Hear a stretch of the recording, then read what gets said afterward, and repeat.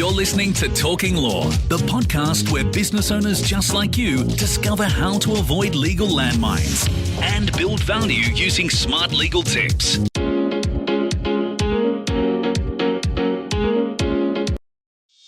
Hi, it's Joanna Oakey here and welcome back to Talking Law, a podcast proudly brought to you by our commercial legal practice, Aspect Legal. And here on the show today, we have the fabulous Robin Purdy from our very own Aspect Legal. Robin, welcome back on the show. I'm sure you're excited. Thanks, Joe. Love being here. Always exciting to do podcasts with you.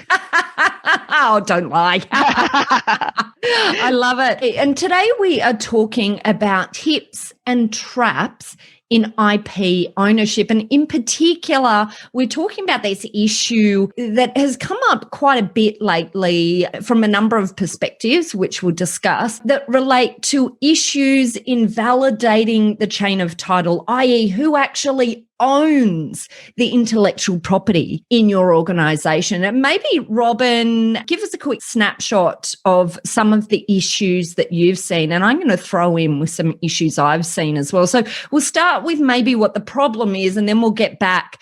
Then we'll move backwards and we'll talk about what intellectual property is and how we work out this whole chain of title thing. But let's start with some examples. So what problems have you seen on your desk, Robin, recently?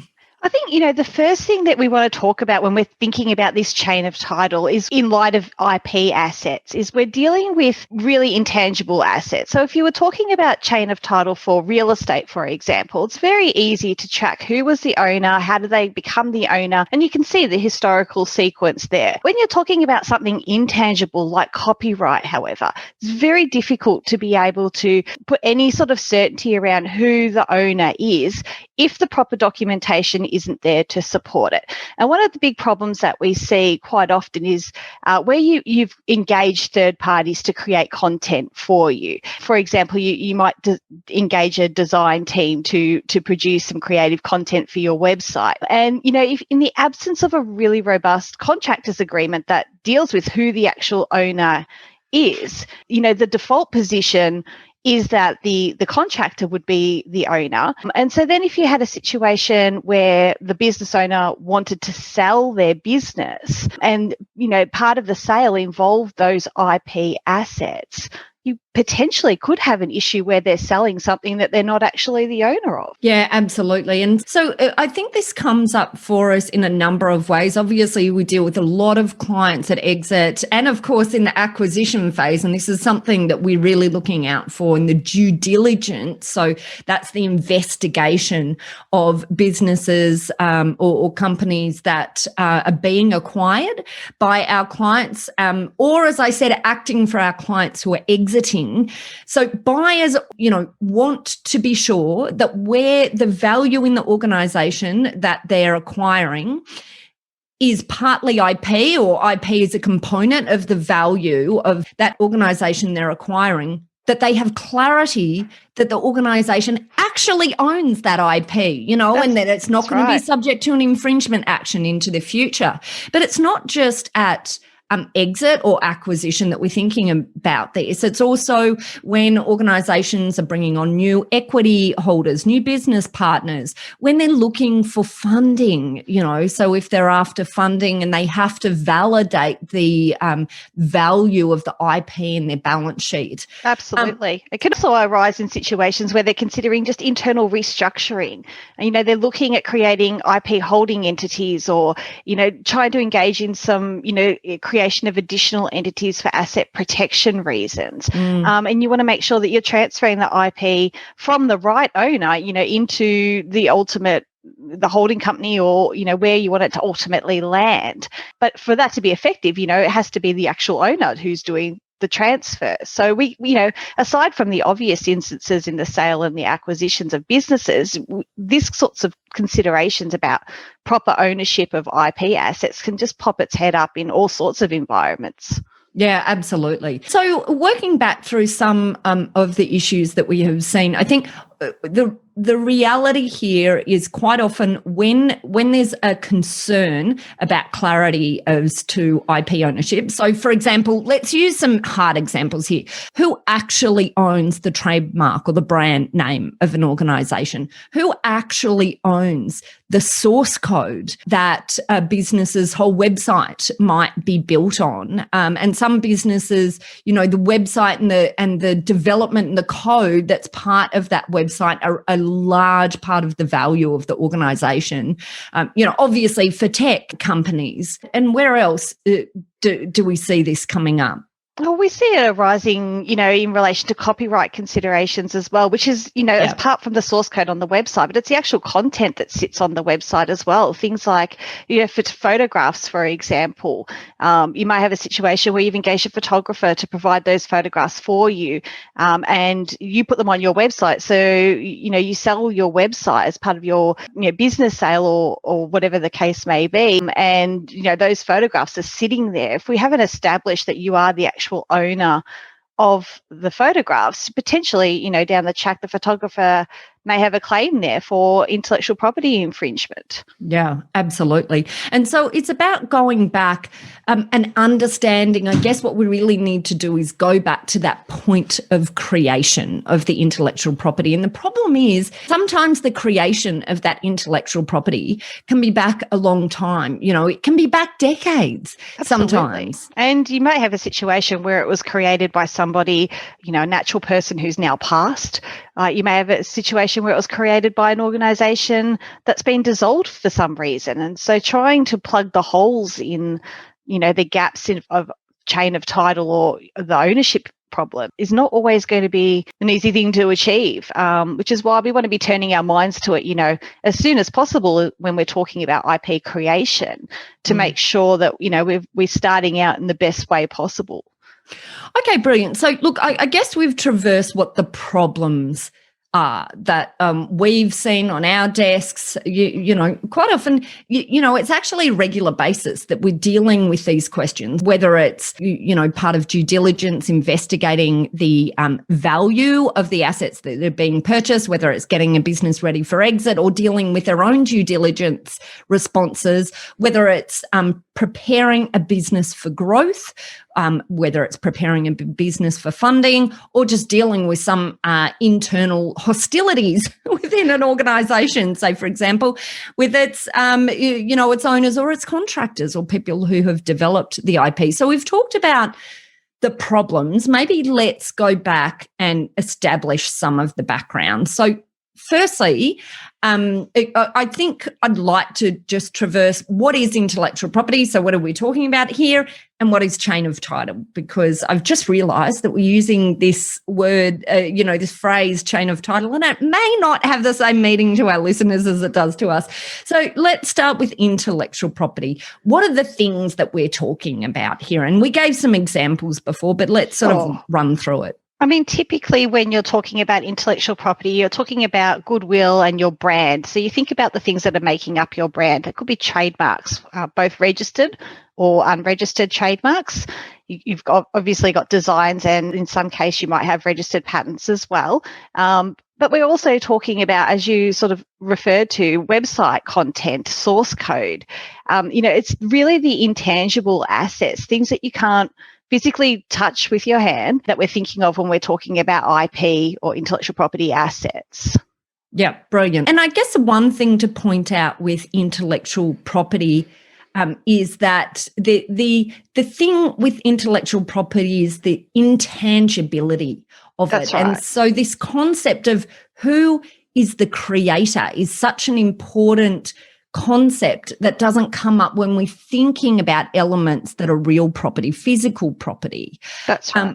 So, and I think it's also useful if we separate apart the concept of authorship versus economic rights. So maybe if you can talk a little bit, Robin, about that distinction in the world of intellectual property between authorship and the economic rights? Sure. I mean, I think the best way to probably talk about that is just to illustrate it with some hard examples. When we're talking about authorship, what we're really speaking is about the person who's created it, the actual inventor, the writer of the content, the photographer, really the author of the creative work, the IP in question. And then when you're talking about economic rights, it's, well, who did that author create the work for? Who's going to take the benefit in terms of using that creation? So typically you're going to an ad company and they're creating, an advertisement or some marketing content for you. They're the creators or the authors of the work. But you as the business is the one that's going to be profiting and gaining the economic benefit of that creative content. But here's the rub, isn't it? That if you want to be the economic, hold the economic rights, i.e. you want to hold the copyright moving forward for the rights to make decisions about the use of the work that's being created and the ability to use it in a monopoly way, i.e. to stop the creative agency here in this example from going and using components of it with someone else. You need that assigned to you. And what we're really investigating when we're looking at chain of title, and we'll go back and explain that meaning in a second, what we're really investigating here, isn't it, is where and when did that assignment occur from the author to the person who ultimately holds the copyright, the economic rights associated with it. Yes. And in that sense, that's what we're really trying to shore up. And sometimes there's a lack of clarity, isn't there? There is. And sometimes you can have more than one owner as well. It's not always clear cut. You can have parties collaborating on the creation. And so then it may be a case that there is more than one person or entity that is the proper owner of the content. Or, you're looking at something like a website and you think about the various components that make up the website. And you may have copywriters, you may have photographers, and you may be writing content yourself, and you may be using the intellectual property of a third party under some sort of licensing arrangement. You've engaged software engineers to write source code for you. There's obviously lots of different components involved there. There's going to be lots of different owners of each of those components as well. And so the example I gave is really the default position of where we're starting at. And what we want to do is try and make sure that if we do have a situation where the author is different to the party that's going to be deriving the economic benefit, that we want to make sure that we've got that assignment in place so that we can say going forward that the author no longer has the right to use that IP. We don't want them being able to give that copy to one of our competitors, for example. Absolutely. So going back, and then let's also define chain of title. Maybe, Robin, if you can sort of let our listeners know, what is it that we are talking about? What is it? Talking about chain of title, those bloody lawyers with their jargon. The legal jargon, in this instance, there's not a statutory definition that we turn to, but when we're talking about chain of title, what we're really thinking of is the historical sequence, establishing ownership of the asset from the present owner back to the original owner.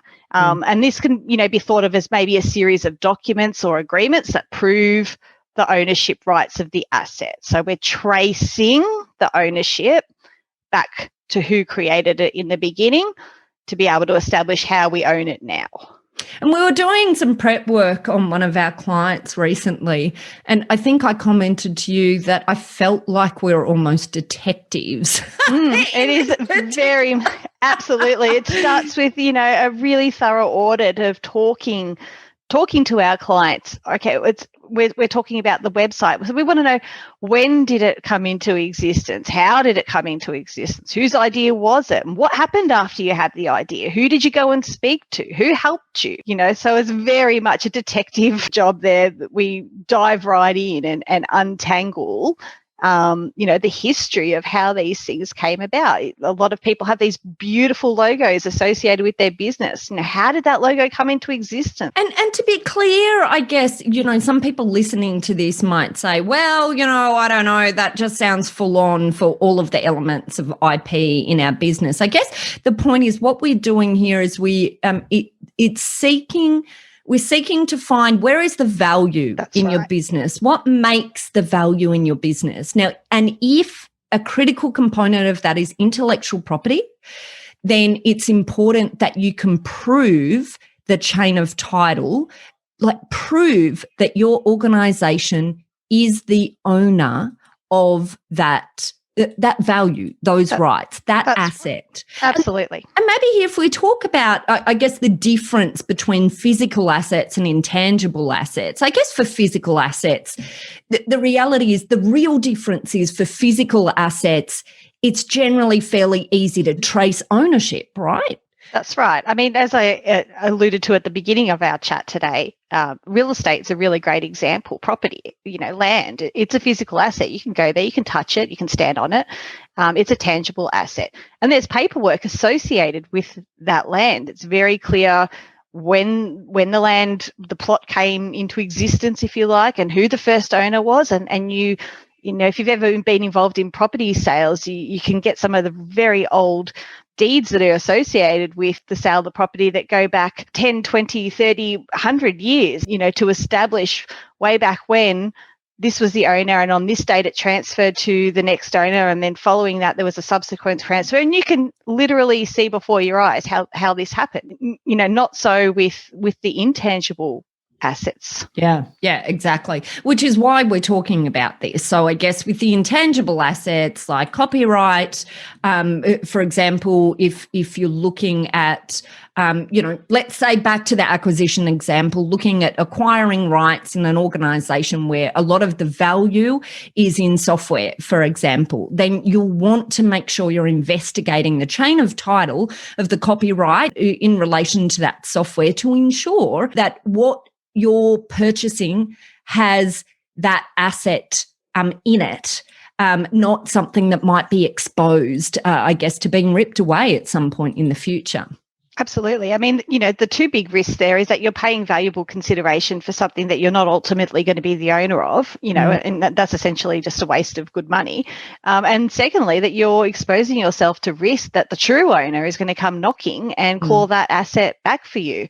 From you. And now, you've potentially lost money and you're finding yourself in a situation where you're engaged in a bitter argument and potentially, litigation to try and hold on to that asset, or then to try to recover, from the person who sold it to you in the first place. And not a happy situation for anybody to be in.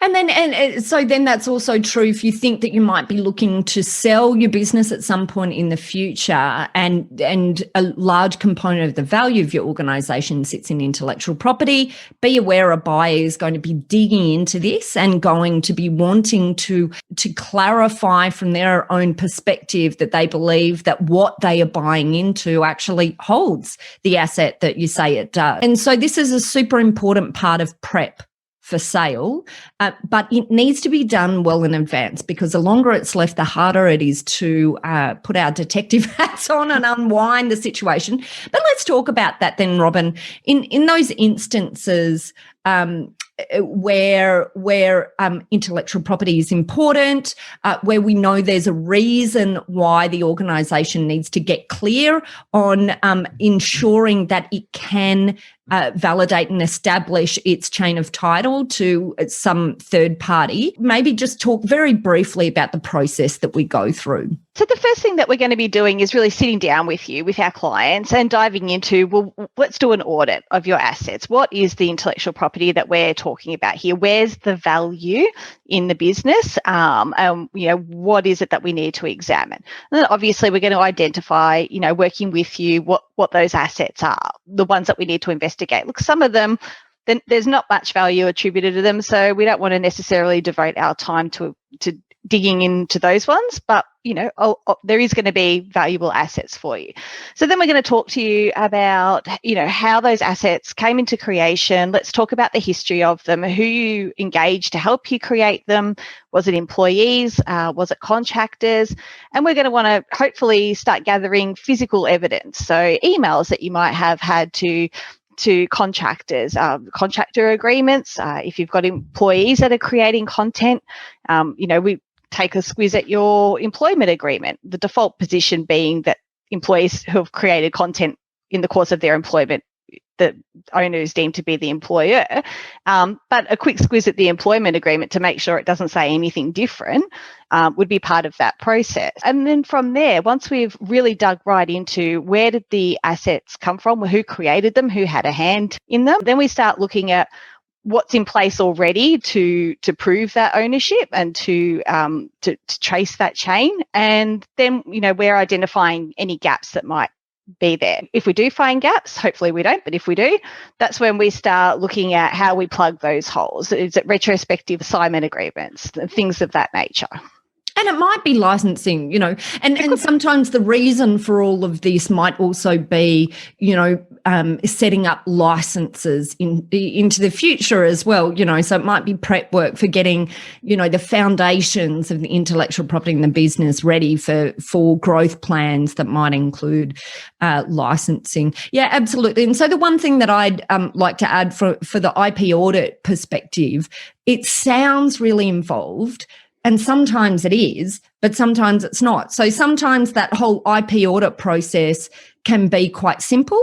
Sometimes the IP audit process can be complicated if there's a complicated history. But I promise you, if it's complicated now, it will be 10 times more complicated if this is picked up at the time that you're looking at bringing on board investors, looking at exiting the business, you're looking at doing something else that's critical with the business and you haven't got it in place, because the earlier you get to this stuff and get it cleaned up, the easier it is. Absolutely. The longer it's left, the harder it is to find records, the harder it is to monitor all of this. And let's be frank, a very large component of organisations that we deal with that haven't had the proper legal advice in the beginning will have issues, won't have the right templates in place, won't have the right assignment clauses in place. And it's just once this is all set up, then it's something that you've got the right agreements to use going forward. And it's about keeping it clean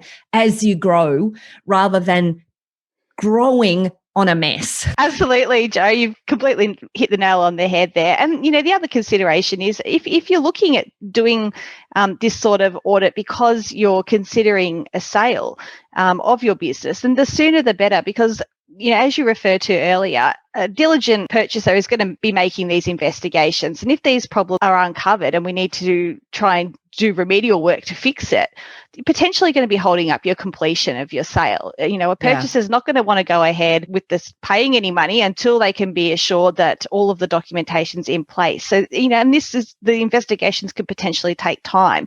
Purchaser could decide to walk away because it's just taking too long and you've lost yourself a sale. So the sooner that you turn your mind to these sorts of issues, get the IP audit done.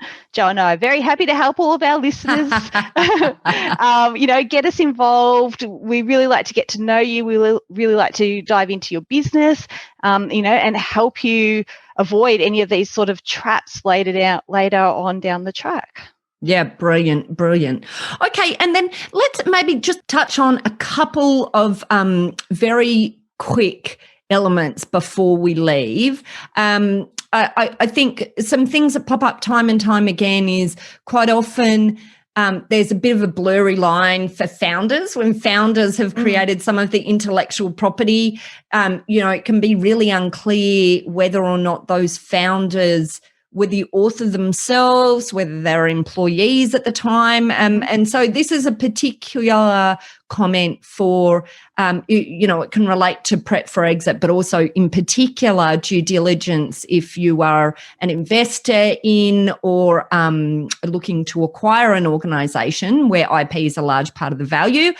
it's the importance of us going back and ensuring that there's proper assignments from the founder in relation to some of that earlier created intellectual property. Would you agree with that, Robin? Oh, certainly, Jo. What we're looking at in that sort of context is, with your startup organizations, quite often it stems from an idea. It stems from the creator's idea. And they do a lot of significant development work in the very early stages, just as on their own, to try and get the idea off the ground before they start even considering things like incorporating companies and who the ultimate business owner is going to be.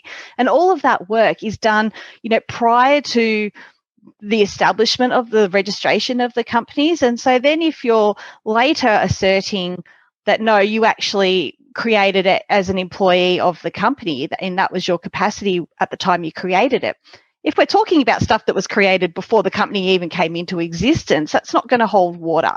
Yeah. And so in that instance, we want to make sure, it's a very simple arrangement, that we've got an assignment from the founder in their own personal right to the company, which is important, even if the founder is still the sole director of the company, is still the sole shareholder of the company, because as we know, companies are legal entities in their own right. So, just putting into place that very basic assignment document, it can be retrospective, so we can refer to the earlier creation of works. And if there's a question, we can look at doing more of a confirmation type arrangement, and also capture future IP that may be created by the person in their own personal capacity as well.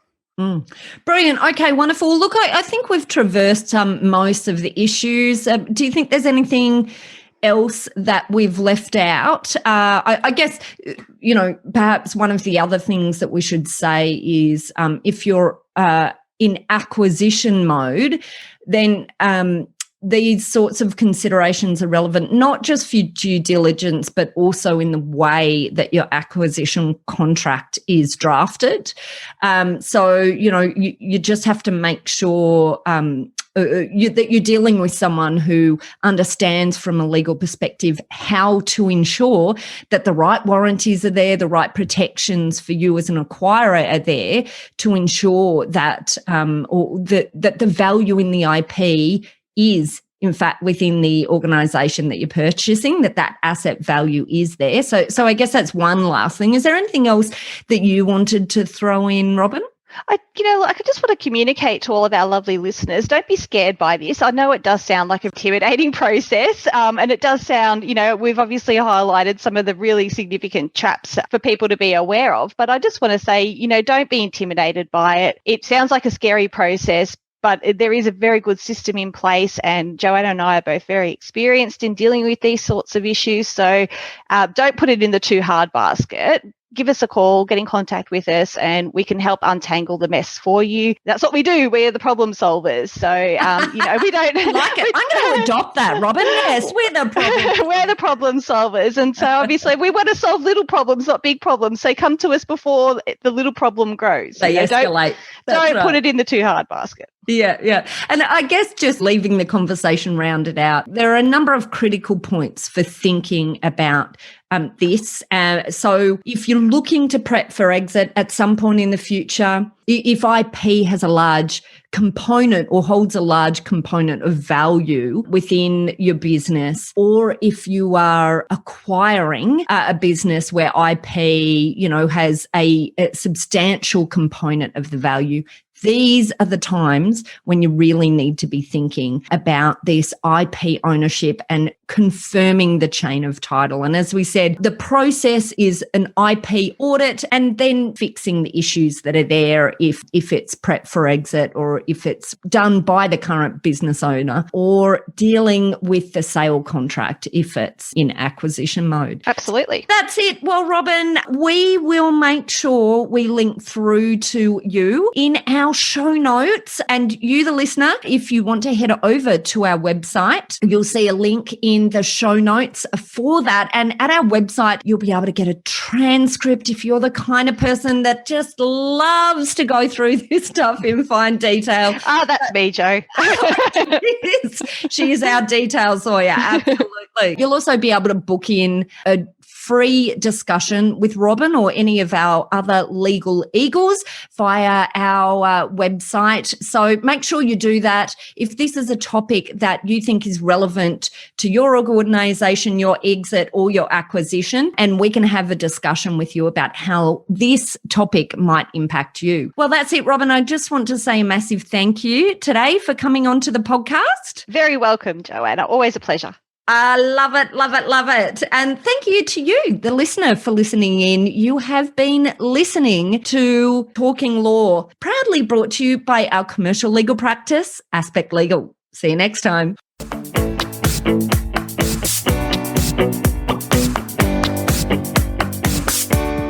Are you looking for a top quality legal team to assist you in your organisation? Aspect Legal is an innovative commercial legal practice that specialises in providing fast and professional services for their clients. If you'd like to chat about how we might be able to assist you, simply head over to our website at aspectlegal.com.au to book in a time for a free discussion with one of our lawyers. Thanks for listening to Talking Law. Tune in next time for more smart legal tips and tricks to keep you clear of those legal landmines. If you want to get a download of today's show notes, head over to talkinglaw.com.au. Are you looking for a top quality legal team to assist you in your organisation? Aspect Legal is an innovative commercial legal practice that specialises in providing fast and professional services for their clients. If you'd like to chat about how we might be able to assist you, simply head over to our website at aspectlegal.com.au to book in a time for a free discussion with one of our lawyers.